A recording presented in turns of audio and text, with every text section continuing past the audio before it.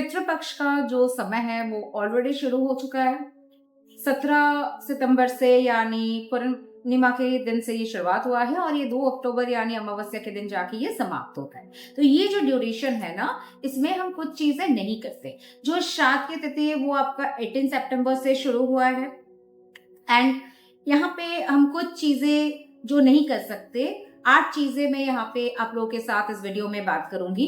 इसके मैं 2-3 और मैं एपिसोड लेके आऊंगी कि पितृपक्ष में क्या चीज हमें दान करनी चाहिए, पितृपक्ष में हमें कौन सी चीज नहीं खानी चाहिए, जिससे एक्चुअली हम लोग ये क्यों मानते हैं, क्योंकि हम पितरों को रेस्पेक्ट करते हैं। वो उनके आशीर्वाद से हमारे बहुत से उलझे काम भी हम बहुत इजीली सुलझ जाते हैं।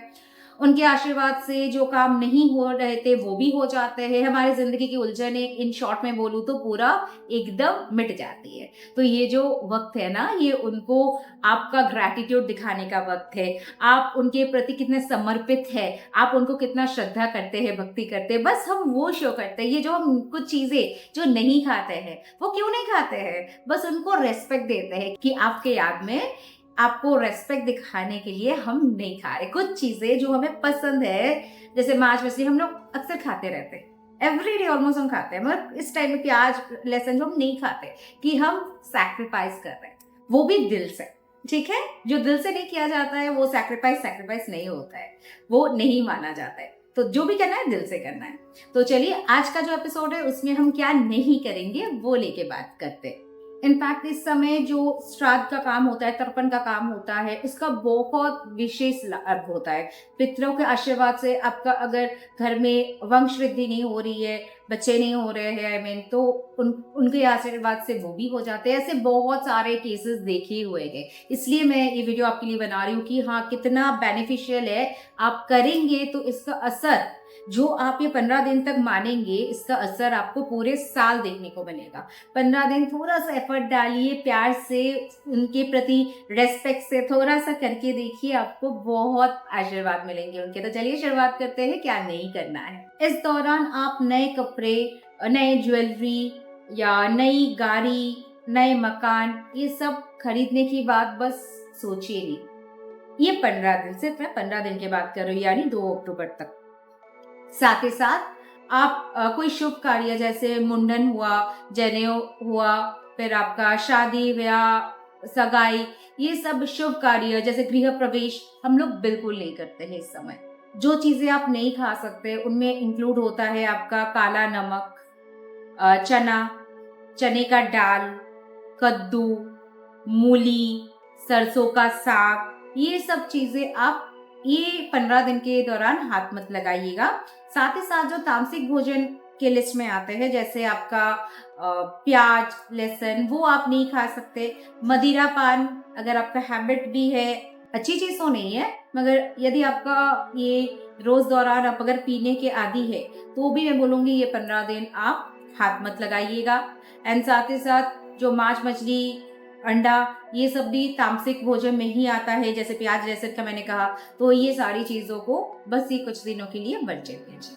सनसेट के बाद आप श्राद्ध तर्पण का कोई भी काम आप नहीं कर सकते, क्योंकि बहुत ही अशुभ माना जाता है। तो जो भी आपको ये सब काम करना है पितरों के लिए, आप जो भी अर्पण करना चाहते हैं, जो भी आप यहाँ पे श्राद्ध का काम वगैरह करना चाहते हैं, तर्पण करना चाहते हैं, वो आप सूर्य रहते रहते कर लीजिएगा। आप सनसेट के बाद नहीं कर सकते। पितृपक्ष में ब्रह्मचारी का पालन करना चाहिए एंड हस्बैंड वाइफ में भी फिजिकल रिलेशन आप इस समय वर्जित रखिए तो बेटर रहेगा। साथ ही साथ घर में फर्नीचर हुआ या कुछ भी अच्छी चीज जो आप घर के लिए खरीदना चाहते हैं वो प्लीज अवॉइड कीजिए। और ऐसा नहीं कि जो तर्पण या जो भी श्राद्ध के काम कर रहे हैं सिर्फ वही अवॉइड करेंगे, नॉनवेज या जो भी तामसिक खाना या जो भी चीजें मैंने मना की है वो चीजों को घर के बाकी सदस्य भी इन चीजों को फॉलो करें तो अच्छा है। आपके घर के लिए एक अच्छा मतलब सुख समृद्धि ये लेके आएगा। जब भी सारे परिवार वाले मिलके ये फॉलो करेंगे तो ये आपके लिए, आपके पूरे परिवार के लिए एक बहुत ही गुड न्यूज लेके आएगा। यहाँ तक कि ये भी बोला जाता है कि झूठ नहीं बोलना चाहिए, इस समय छल कपट बिल्कुल नहीं करना चाहिए, किसी को बुद्धू बना के हम अपना काम निकलवा ले, ये सब तो करना ही नहीं चाहिए। इससे पितृ और भी ज्यादा कुपित होते हैं और अपना असर दिखाते हैं, यानी आपका बैड फेज शुरू हो जाता है। इसीलिए ये सारी चीज़ों को हो सके तो अवॉइड कीजिए। और मेरा मानना है तो ये सारी चीज़ें तो हमें कभी भी नहीं करना चाहिए, अपनी ज़िंदगी में कभी नहीं करना चाहिए। किसी को बेवकूफ़ बनाना, अपना काम निकलवा लेना, अपना उल्लू सीधा करना जिसे हम कहते हैं, तो ये सब काम तो हमें कदाचित पूरे साल में भी कभी नहीं करना चाहिए। एंड साथ ही साथ जैसे सफ़ेद तिल हुआ, ये सब आपको बिल्कुल नहीं खाना होता है। खीरा हुआ, लौकी हुआ, ये सारी चीज़ों को आप अवॉइड कीजिए। मैं सारी चीज़ों को वन बाय वन यहाँ पे वीडियो में बोलती चली जा रही हूँ। वीडियो थोड़ा-सा लंबा हो गया इसलिए, मगर आप अगर नोट डाउन कर लेंगे ना तो पूरे ये 15 डेज़ आपका जो भी चीज़ें नहीं करनी चाहिए इसका लिस्ट आपको मिल जाएगा यहाँ पे। जो तर्पण कर रहे हैं, श्राद्ध का काम कर रहे हैं, उनको अपना मूंछें मुंडवाना या बाल कटवाना, नाखून कटवाना ये समय नहीं करना चाहिए।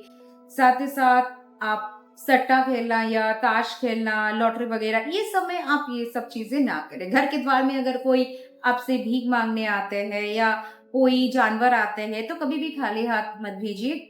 अगर हो सके अपने सामर्थ्य के अनुसार ब्राह्मण को या जो भिक्षुक है उनको कुछ दीजिए। आप जो भी दे सकते हैं। यहाँ पे मैं कोई मैंडेटरी कुछ नहीं बता रही हूँ, मगर आप जो भी दे सकते हैं ज़रूर दीजिए अपने सामर्थ्य के अनुसार। कुत्ते हो, गाय हो, उनको खाना भरपेट ज़रूर खिलाएँ। तो ऐसे में घर में किसी को भी आप खाली हाथ बस ना भेजें। तो आज के लिए बस इतना ही। अगले दिन फिर आपसे पितृपक्ष का एक और नया वीडियो लेके चली आऊँगी। साथ ज़रूर रहिए। जो लोग वीडियो देख रहे हैं, सब्सक्राइब नहीं कर रहे, उनसे विनती है कि प्लीज़ वीडियो अच्छा लगे तो लाइक, शेयर और सब्सक्राइब ज़रूर करके रखिए। बिकॉज़ आप लाइक करते हैं, सब्सक्राइब करते हैं, शेयर करते हैं वीडियोज़ को तो मुझे भी बहुत मोटिवेशन मिलती है। Thank you so much. Stay tuned and stay blessed.